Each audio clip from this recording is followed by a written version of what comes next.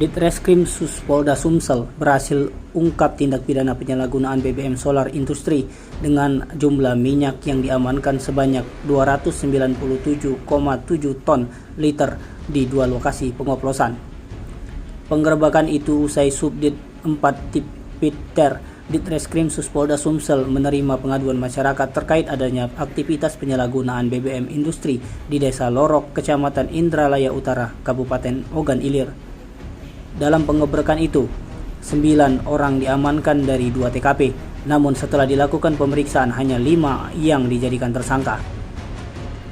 Kombes Pol Agung Marlianto menyebut pelaku diduga melakukan pengoplosan terhadap BBM industri dengan minyak sulingan asal Kabupaten Musi Banyuasin.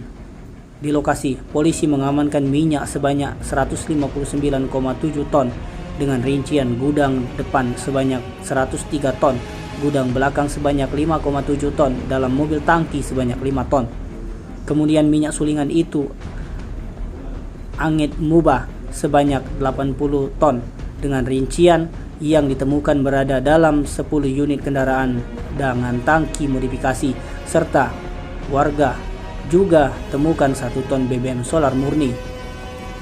Juga diamankan kendaraan sebanyak 15 unit dengan rincian truk tangki modifikasi 8 ton sebanyak 12 unit, mobil tangki 5 ton sebanyak 2 unit, mobil tronton 16 ton bertuliskan PT Musi Putra Tunggal Mandiri sebanyak 1 unit, mobil pick up Suzuki Carry sebanyak 1 unit, dan mesin pompa sebanyak 7 unit.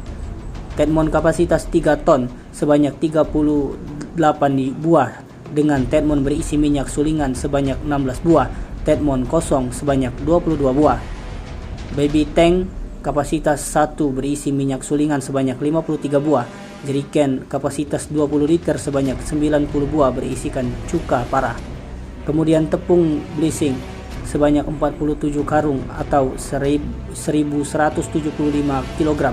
Mesin tera, selang pipa sepanjang 10 meter, buku tabungan Bank Mandiri 7 buah STNK 6 buah, dan uang sebesar Rp10.750.000.